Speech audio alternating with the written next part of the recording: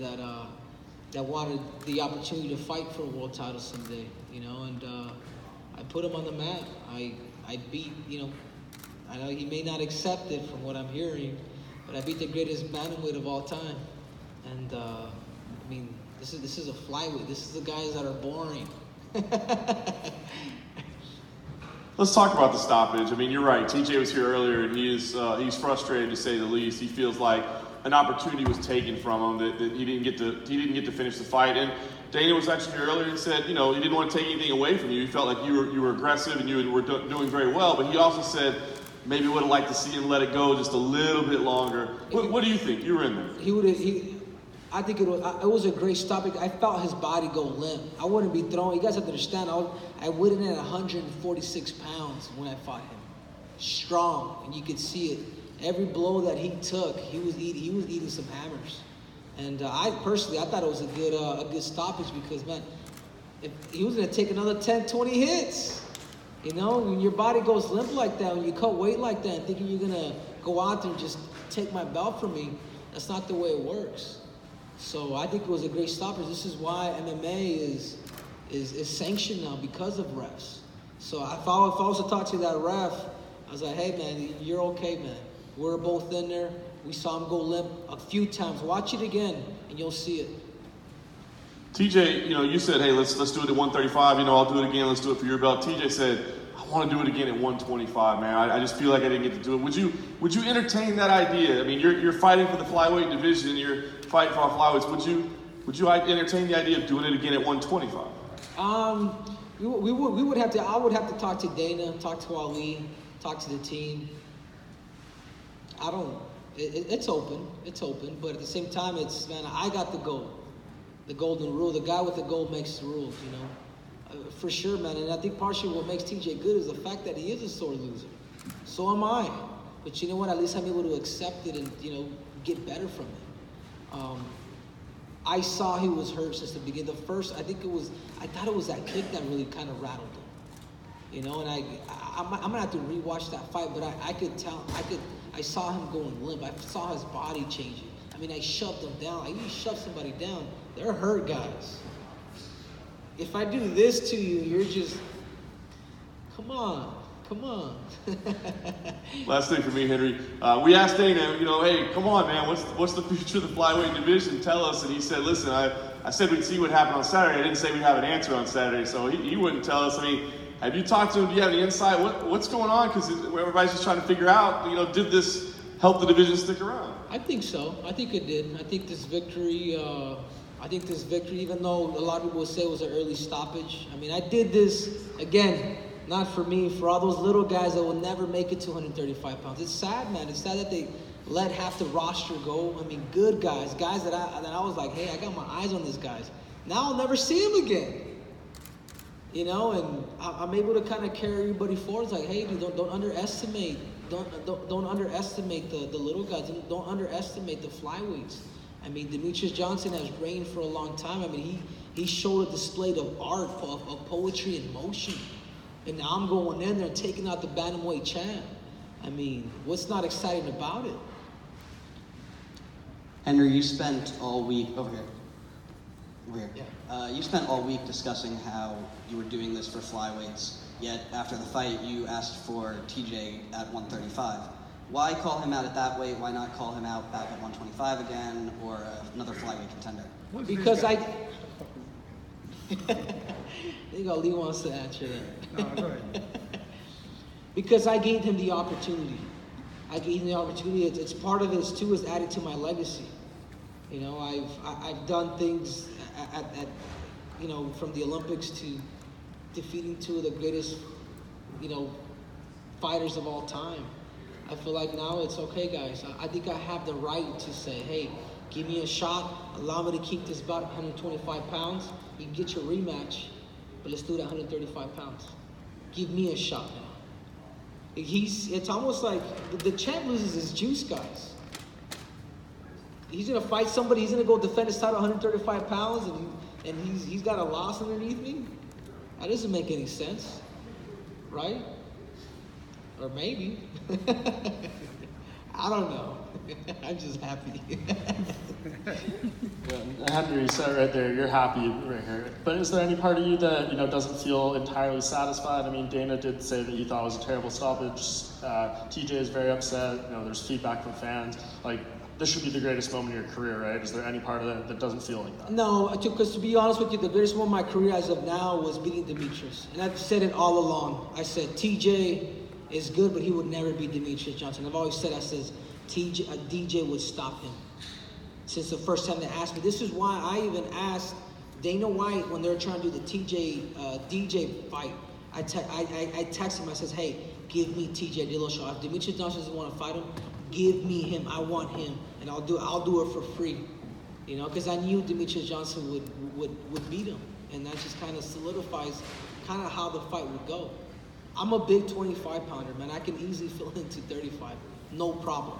I believe that I'll even be bigger than these guys at 35. With the team that I have, with the science that I'm using, guys, I'm strong. I'm strong. I have a great team behind me.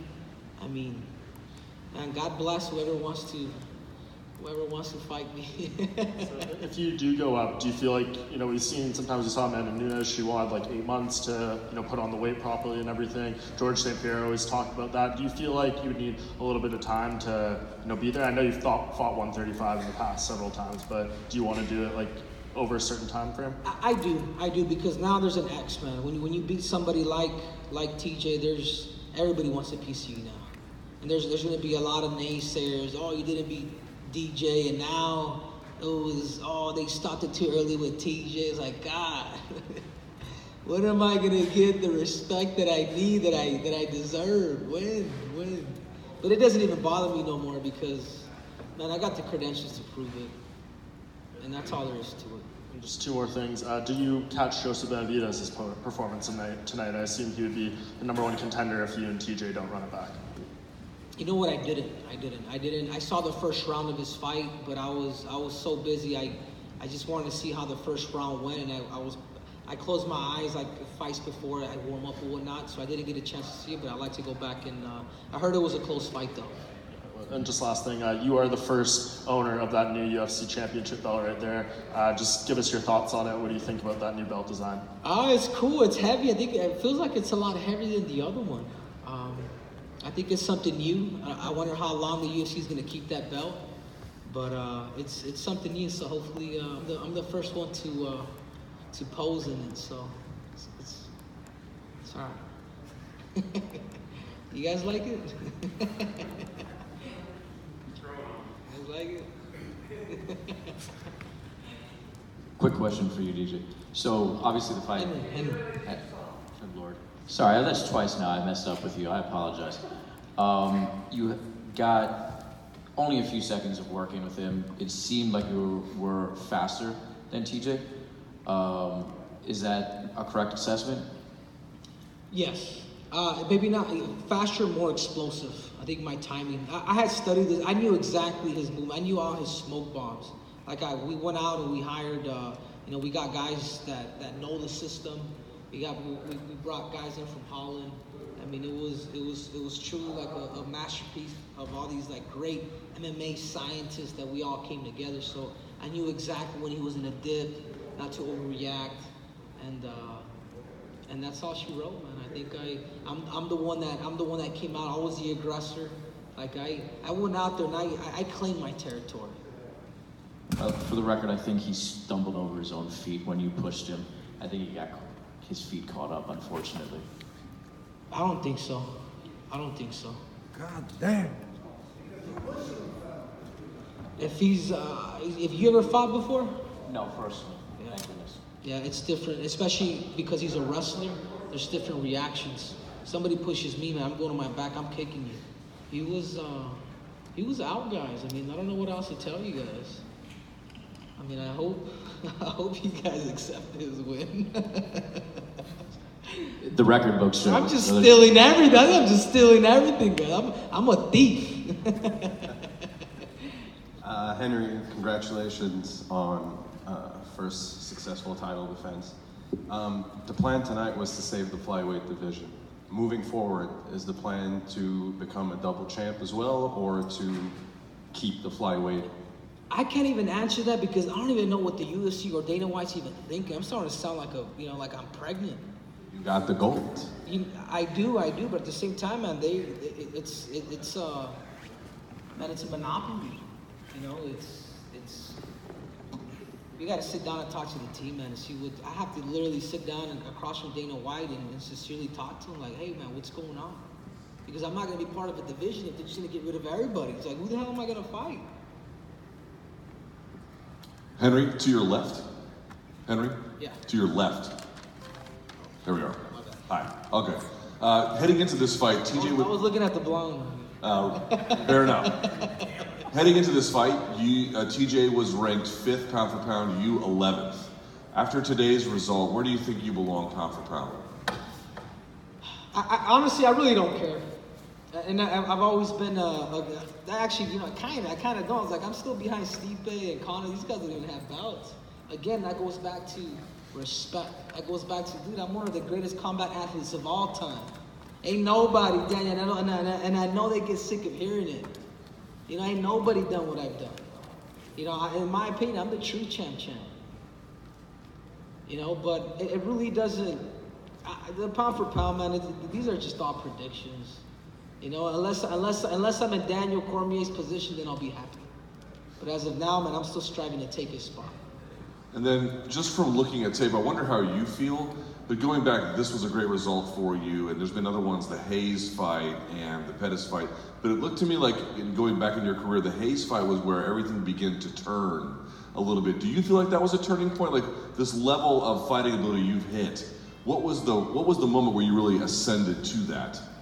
I think it was, and I said it before. It was facing my problems. I was stuck at home. I wasn't at the right camp. I didn't have the right people in my life.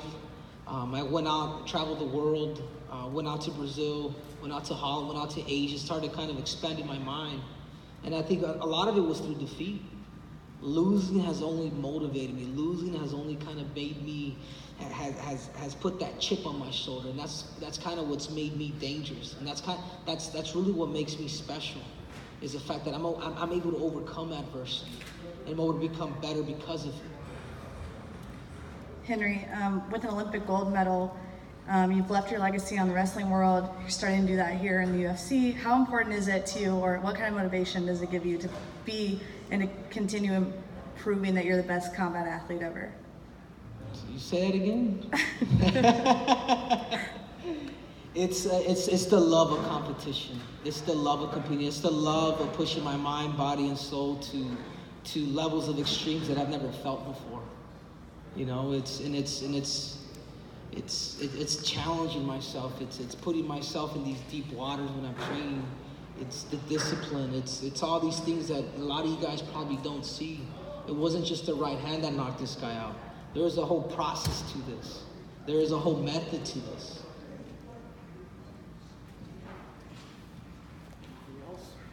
Where's Ariel Helwani? Where's he at? Where's Mr. Nose? I wanted some questions from him. All right, thank you. You mentioned earlier